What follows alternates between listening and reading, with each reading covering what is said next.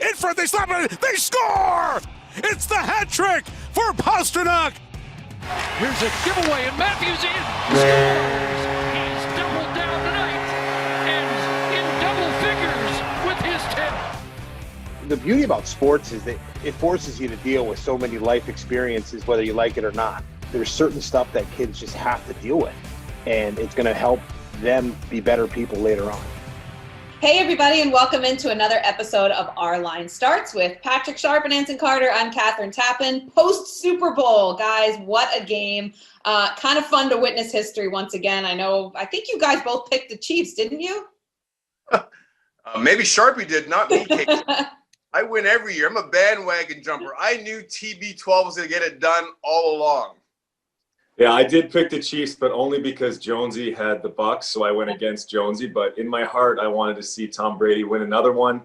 He continues to impress. Man, I'm pretty jealous. 7 rings already. He's not slowing down. I wouldn't be surprised if he's right back there a year from now. Yeah, your 3 rings aren't looking so impressive. I know. I got to stop saying I got 3 now if he's got 7. You got to come out of retirement soon and get a couple more. It made me think though, guys, I was watching that game and you just put in perspective 7 championships, and I had to go back and, look at some Google and look at who's got the most championships with NHL. And I mean, you think about way back in the 50s through the 70s, those championship runs that the Montreal Canadiens had, and Henri Richard. And immediately I thought of Larry Robinson. He's got 10 cups, but of course 6 of them as a player. So didn't quite get 7 as a player, 4 more with management. I mean, it just blows your mind to think that Tom Brady has been doing this at this level. And you guys are both retired from the game at about the same age that he is now performing at this level. It's just it's so unbelievable. I couldn't help but sit there and watch and process how historic this moment was. What was impressive to me, guys, Anson, was like, he's got a bunch of rings after the age of 37. Is it 4 championships after the age of 37? Usually people slow down in their mid-30s. He seems to have figured something out to get better. He didn't get hit once all game. That's a huge positive. He knows how to get rid of the ball. He's moving well. When that snap went over his head and there was like a fumble. Oh, my gosh, yeah. In the second half, he was moving better at 43 than he was when he was a rookie in the league. So he's doing something right, and it's impressive to sit back and watch it all. And it's not just his love for the game, Sharpie. It's his love for the preparation to play the game. Because I knew I was done when I didn't want to work out in the summertime anymore. I knew those 6 a.m. workouts, the plyometrics, the beach runs, the bike rides, the lifting weights.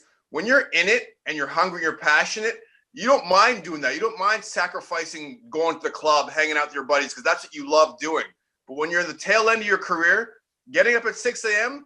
doesn't seem like that's that much fun. I mean, I know you love getting up to play your shinny hockey now, but you're a different bird than I am. I knew I was done when I didn't want to work out and prepare for the season to come up again. Yeah, I'm with you. I like sleeping in these days. I don't even want to wake up to get my kids to Zoom class for school on time. Zoom class. Imagine if they had to go to real school, Sharpie. You'd be in trouble. All right. Well, enough about the Super Bowl. It was fun to watch. Man, what a performance. But guys, we've had some issues in the NHL with COVID lately, and the rescheduling of games, the cancellation of games, players, of course, and members of management testing positive or being in close proximity, which has caused a lot of upheaval in the NHL and in particular here in the United States. And I'm just curious to get your guys' thoughts, if there's a solution here. The NHL modified some of their protocols last week, removing the glass behind the benches, for example, to allow some more airflow into that region. But this is a sport that doesn't lend itself to players coming off the field like we saw at the Super Bowl and in the NFL and putting their masks back on. It just can't work that way. So are there any more solutions that we can come up with that we might see down the road here? I think it's going to be tough, KT. I think this is with us to stay until every player gets vaccinated. But I also believe the NHL's built protocols into the schedule. I mean, I don't think this was unexpected. I think they thought about every possible scenario that could happen, looking at what other leagues have gone through. So, yes, it stinks having to postpone games, but I believe the schedule makers, they came up with the schedule, they had these things in mind, so they'll be able to flex some games so that we'll be able to get the proper amount of games in the right amount of time. Yeah, you're asking us, KT? Anson and I are supposed to have the answers to this? I mean, Yes. I think the right people are in charge when it comes to the schedule and protocols and how to kind of walk through this process together. Other leagues have gone through it. I know when baseball, football started up, it seemed like right at the beginning, all these teams were testing positive and having to miss games, but they seem to get through it just fine. I like the fact that these teams in the NHL are playing the same team back to back, get to stay in the same city for a couple nights. I mean, I don't have the answer. I'm trying to navigate it myself, going back and forth to Stamford and staying out of trouble and just getting my broadcast done. So hopefully everything works out well. It is killing my fantasy team, though. I had a lot of Vegas Golden Knights, a lot of Colorado Avalanche, and last week they didn't really play, so I got waxed in my league down to a 2-2 record. So hopefully that doesn't happen too many more times. My goodness. It's all about Sharpie, right, Ace? Always. It's all good, Sharpie. I'm making up with it for my Tom Brady pick for the Super Bowl, so it's all good. Well, guys, the Tom Brady of the NHL right now, I think it's got to be David Pastrnak. He returns to the lineup for the Boston Bruins last week on Wednesday Night Hockey. I mean, we love watching Pasta play, and he's so dynamic, and he immediately made his presence felt. He had a hat trick. He had the game-winning assist on the game-winning goal against the Flyers last week. And then you look at his addition to this Bruins lineup and how well Boston was already playing prior to his re-entry back into the lineup, and you have to wonder, and this Bruins team is probably likely the favorites to win this East. Sharpie, would you agree with that? Yeah, I probably would at this point. But again, we're 10 to 15 games into the season. It's tough to make those statements and say they're the favorite or they're going to do it. After all, we just spoke about the COVID stuff. This season could take a left turn in a hurry, but it did sure seem normal to see Pasta back on the Bruins lineup. 3 goals to make that comeback victory against the Flyers. A lot of people thinking the Flyers have a deep team and have a chance to win. And then same old scenario with the Boston Bruins. They keep the game close, and it's that top line. It's the power play that cashes in and steals a couple victories from them last week. I like the Bruins. Capitals, I think, have a lot to say with what happens in this division. They've been hit with a lot of injuries, suspensions, some COVID stuff. So we'll see what they look like when they have a full lineup going. I still like their size, their speed. Chara joining the Caps gives them that edge. He fits right in with the physicality that they bring.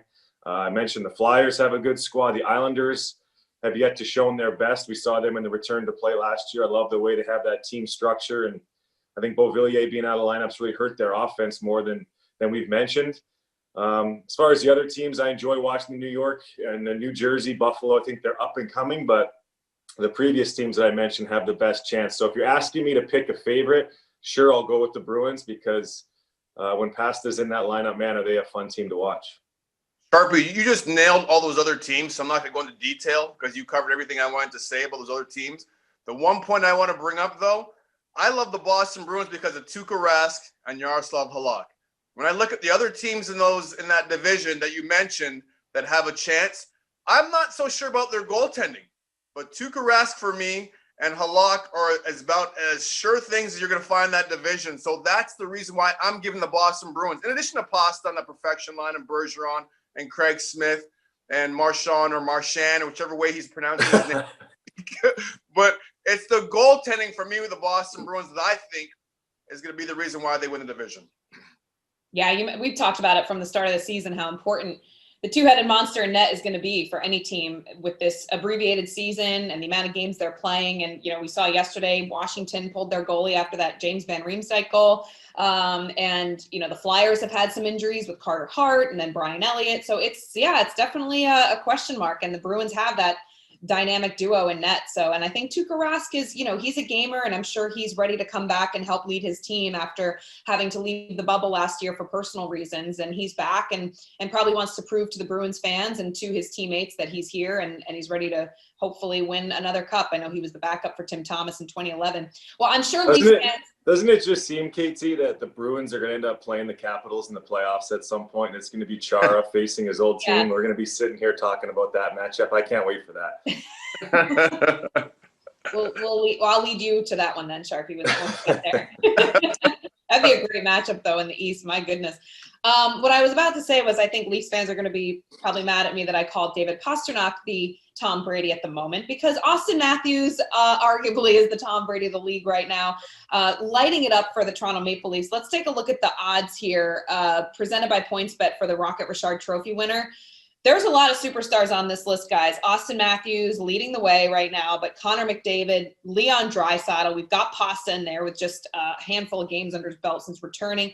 Ovechkin, who we saw against the Flyers, was incredible with 4 points on Sunday afternoon. Kyle Connor, Tyler Toffoli, who's been giving it to his former team in Vancouver, Mikko Rantanen. You look at this list, guys, and do you think that Auston Matthews is going to lead the league in goals when all is said and done? I certainly think so. And I think it's because the weapons he plays with. He's got John Tavares on that other line. So now you really can't load up against Auston Matthews because you need to worry about Tavares' line. He has Mitch Marner, one of the best playmakers in the National Hockey League. He's got Zach Hyman, a worker bee that's able to dig out pucks in his line. But they also have Morgan Rod on the back end. So when I look at goal scorers, I look at guys who they have around them. And for centermen, the puck's always on your stick. So that also helps be a goal center. Most of the time you talk about centermen, KT, you're talking about distributors and guys that make plays. But Auston Matthews is that rear centerman that we have in the National Hockey League. That's a shoot-first centerman. So having that mentality and having the puck on his stick a lot, I think that has the potential for Auston Matthews to lead the league in scoring this year. Yeah, Jonesy was talking about that yesterday a bit too, AC, is that you don't really see a center iceman as the trigger man a whole lot of times. I mean, yeah, Connor McDavid can score goals, Draisaitl as well, but we think of those guys more of point producers than goal scorers. Auston Matthews, to me, is the favorite to win the Rocket Richard. I put Pasta right there. A lot of it's going to come down to games played, health, all that stuff of the team. Every player on that list has a good surrounding cast that's going to feed them the puck. One guy we didn't mention too much is Kyle Connor in Winnipeg. He's the kind of a forgotten goal scorer. He plays with Blake Wheeler, who can move the puck. Mark Scheifele, who's an excellent center iceman, moves it well. He's kind of the guy that finishes there, either a power play or 5-on-5. So he'd be a guy I'd keep an eye on as well. But for the sake of today's podcast, I'll give it to Auston Matthews at this point as winning the trophy. We didn't even mention Alex Ovechkin, who had a pretty good game with 2 goals and 2 assists the other day, looking like he's ready to reclaim his title as the Rocket Richard Trophy winner as well.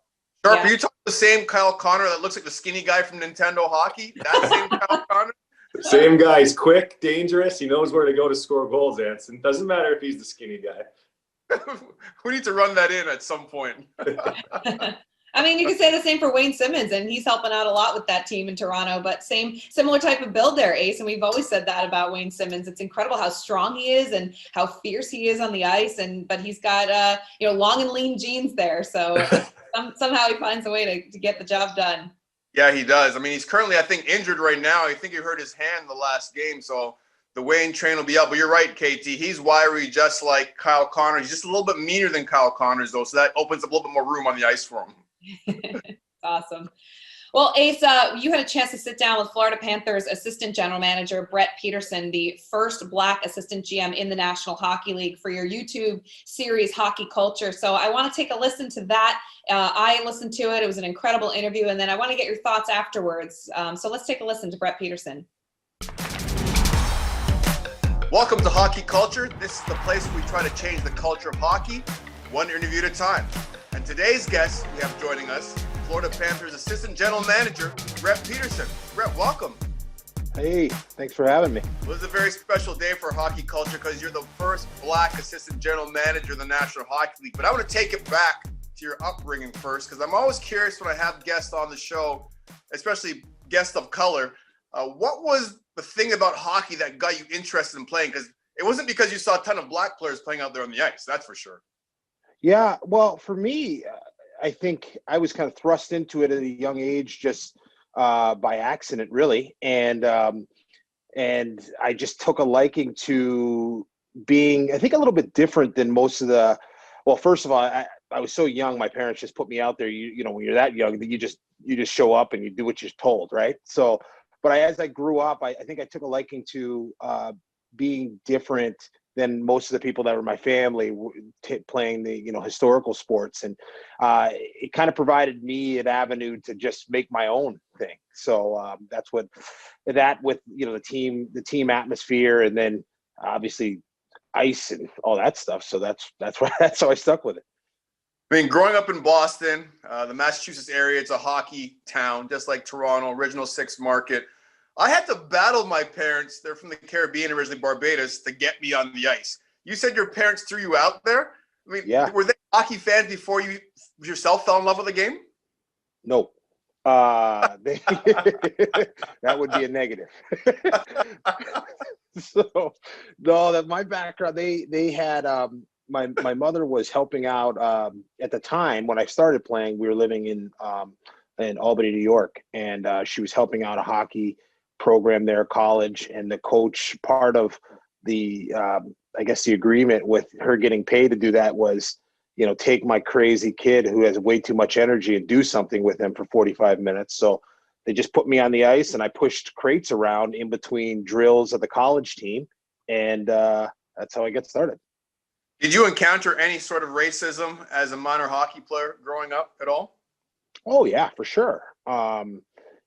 Various different levels, and there's always, I guess when we were growing up at that age, there certainly wasn't as much representation as there is now. So even when you didn't encounter it in your mind, you're always waiting for it to hit, right? So, but I did, and I was lucky enough to have a lot of good people around me all the time. So I think that, when things did come up, they were dealt with in, a proper manner, and we moved on.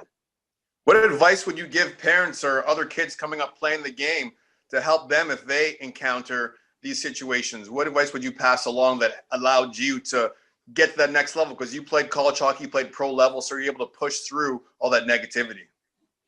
Well, I think first thing is to don't quit, just keep moving forward and use your situation to make, this situation that you just dealt with better for somebody else. Take a hit and keep moving forward. So, and then for parents, I think that the beauty about sports is that it forces you to deal with so many life experiences, whether you like it or not. Right. So, I think for parents at some point, there's certain stuff that kids just have to deal with, and it's going to help them be better people later on. Now, take a hit and keep it moving. That's great advice. I always say you develop that muscle of falling down and getting back up again. Talking about life experience you gather from playing sports.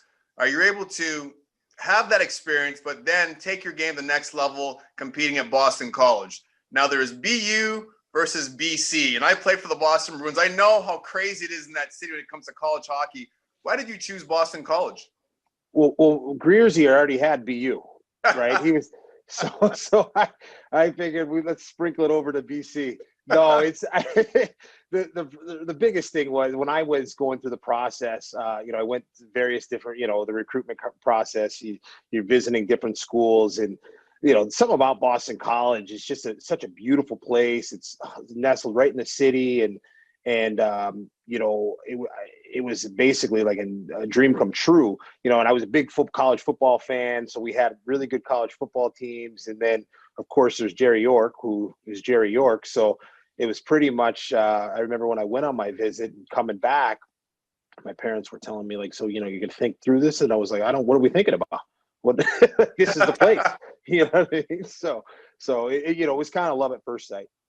It's funny you mentioned Greersy. I played with Greersy, we call him Rosie too, in Edmonton. But when I was playing college hockey at Michigan State, everyone kept talking about the other black player playing out east at BU. I tried to pit myself against him. And, I did a special with him, actually, with John Saunders. And it was unbelievable, called Black Ice. And I learned a lot about Mike Greer. And people try to pit us against each other. I was like, he's not doing what I'm doing. Like, we're each doing our own thing. So there's no competition here. There could be more than one black hockey player in the National Hockey League. But what was your experience like as a student athlete there at BC?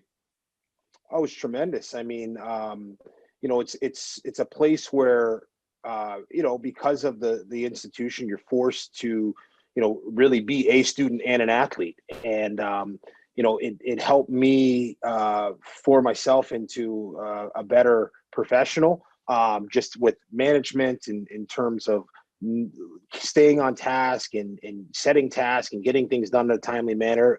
And then, competing at a high level, because when we were there, the expectation was always very similar to you when you were at Michigan State, was a national championship. And anything short of that just wasn't acceptable. So, that was our mindset every day. And that also, the beauty about being a student athlete is you can't have one without the other.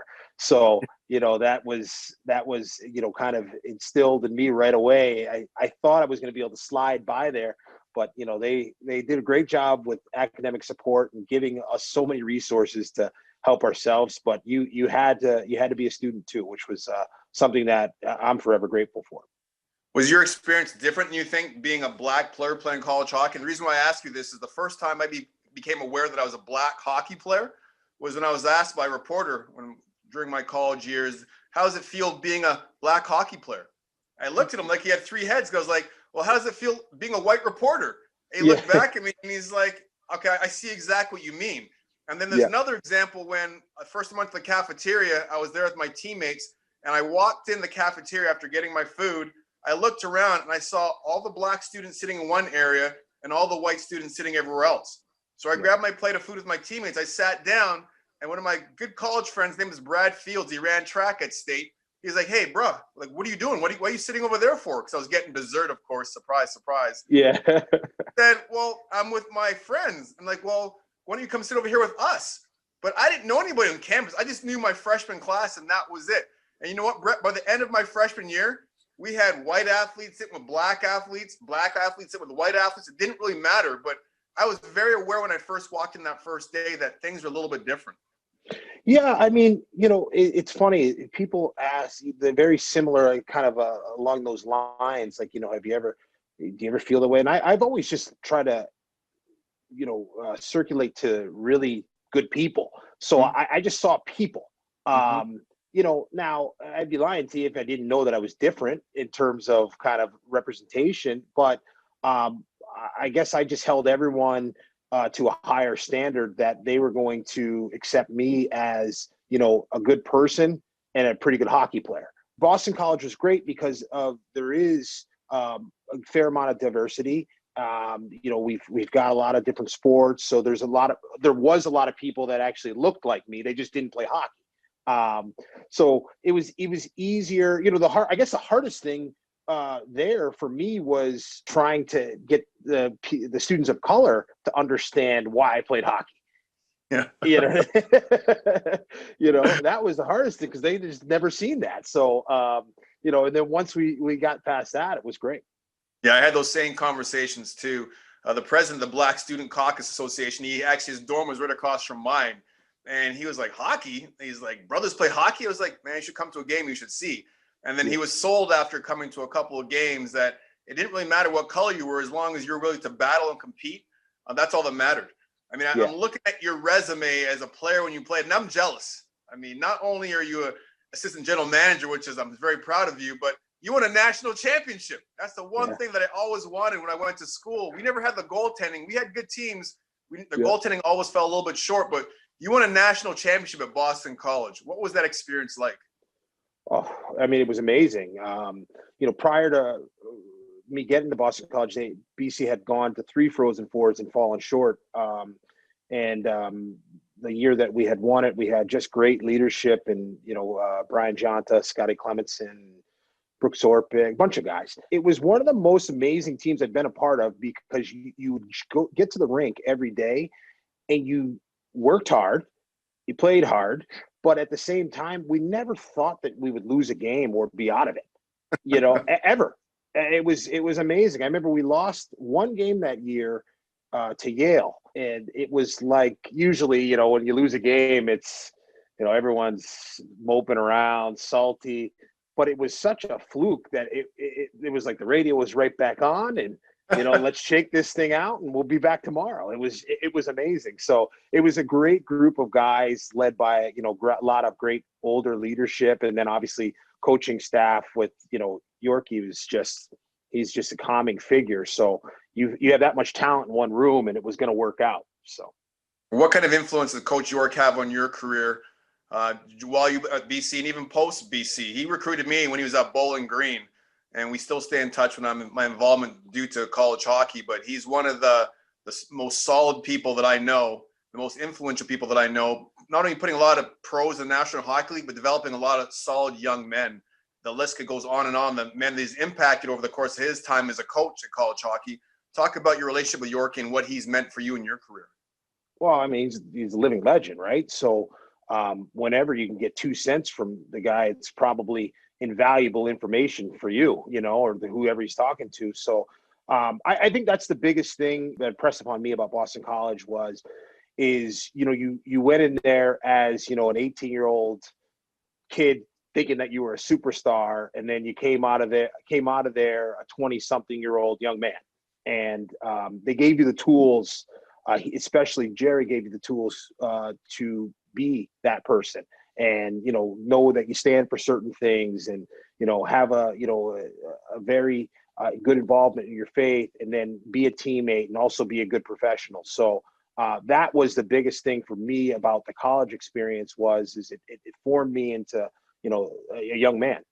And as a college hockey player, you want to play either in the Great Lakes Invitational, if you're like a Michigan Big Ten type player, or if you're out east, you want to play in the Beanpot. And there's several times I sat in the stands watching Beanpot games. What was that experience like, having the arena full with all your Boston area college teams going to battle trying to win that trophy?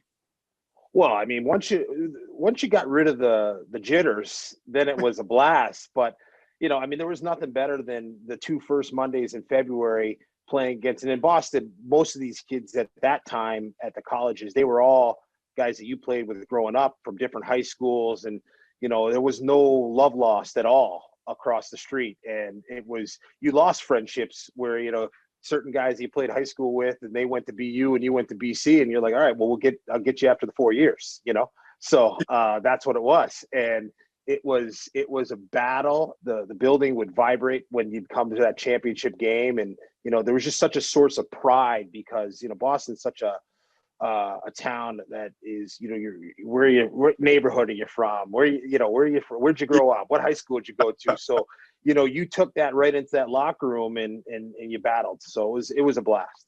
Yeah, I could speak for that. I know friends at Medford and Dorchester. I know exactly what you're talking about. So now you leave BC, you turn pro, you played in the minors for a little bit, you decided to become an agent. What led to that decision? You end up working with Bill Zito as an agent, eventually led to your current position with the Florida Panthers.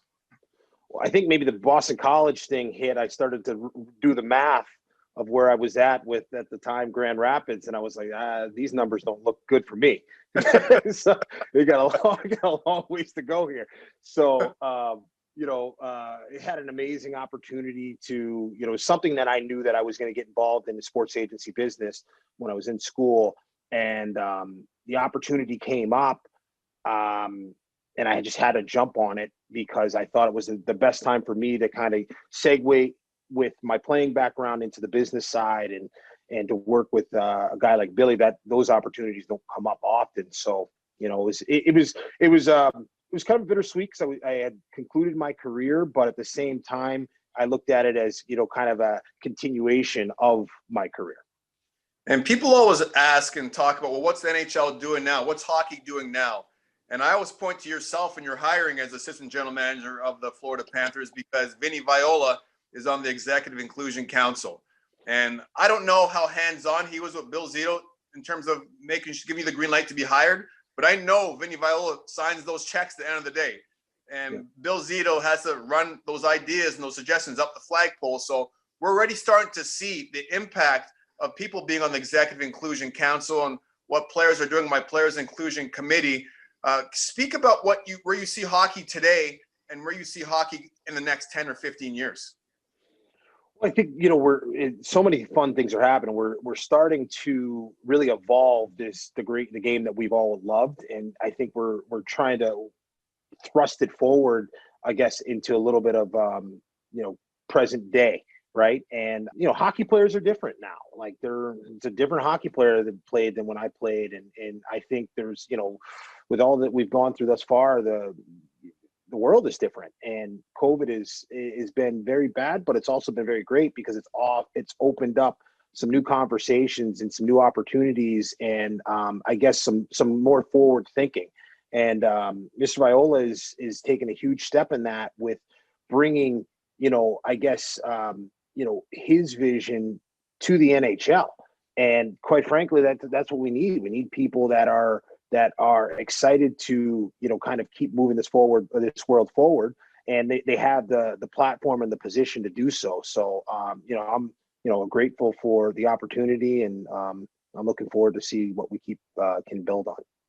For any Black players that are out there, or players of color for that matter, that are interested in becoming an AGM, tell me what your day-to-day looks like and what your responsibilities are, just so someone out there is watching this thinking, I want to be an AGM one day, and this sounds kind of fascinating to me. Maybe there's something that might be of interest for me to pursue down the line. Well, yeah, it's busy. It's busy. I'll tell you that.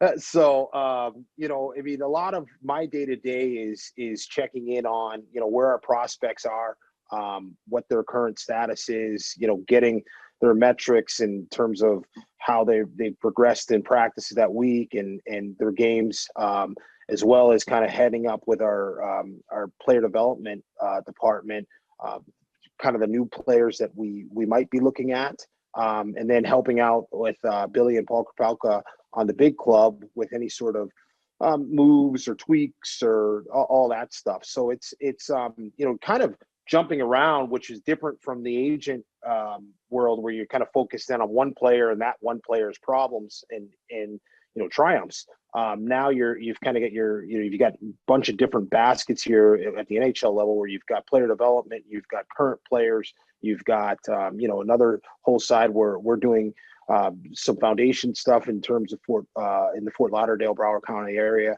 and trying to really get more people on the ice and grow the game in that area. So there's a lot of kind of balls in the air at all times. And, the AGM role, I think from what I can see, is it's more about kind of having a great staff with you, but then, being, targeted and concise with regards to what you have to do day to day and what those tasks are, because as soon as you start doing one thing, you get torn in a different direction. So you got to make sure that you complete your task every day.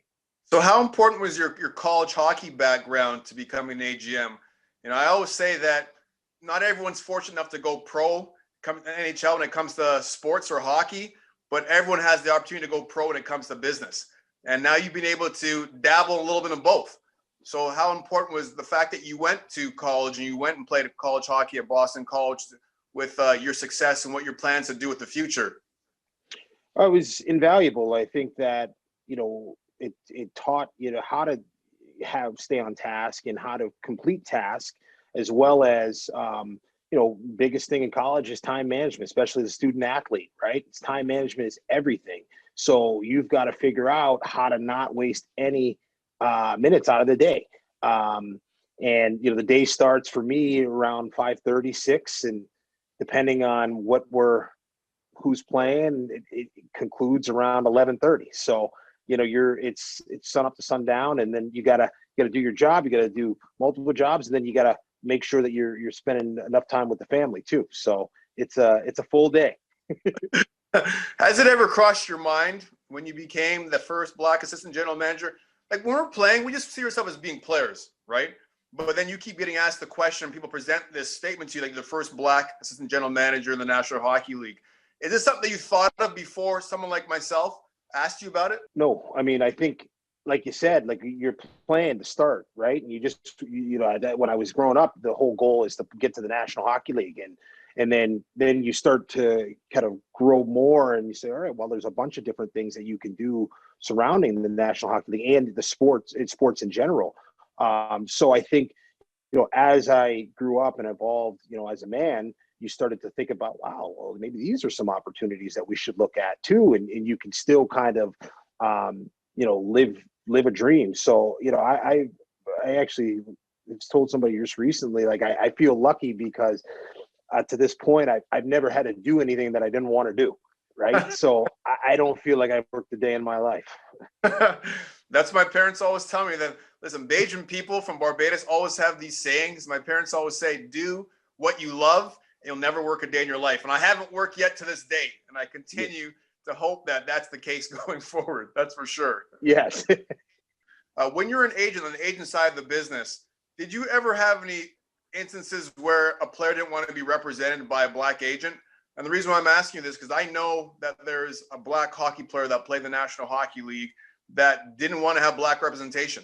which is like so messed up and so backwards. It baffles me. But did you ever encounter or experience anything like that from any of the players you tried to recruit? Oh, you know what? Like not directly, Anson. I think kind of goes back to what we talked about at the beginning. Like, you know that it exists, and you know that some people in some places, this is not going to be their cup of tea, and they're not going to see, the value for, the education, the experience, the brand, the company, none of that, right? They're just going to judge a book by its cover. So I always took the approach where, you always give people the benefit of the doubt, and I can't change anybody's mind of what they've made their mind up to. But I've always found that more often than not, if people got to meet me and sat down, they would have a completely different opinion of what actually this is. We're definitely reading from the same book of life. That's for sure. I mean, listen, when I had locks, I had people that would cross the street when they see me coming, and then they get a little close. Oh, Anson, it's you. I didn't know it was you. I'm like, what do you mean you didn't know it was me? What are you talking about? So I know exactly what you're saying. I give people the benefit of the doubt, and then I treat people how I want to be treated. So I totally agree 100% with that philosophy.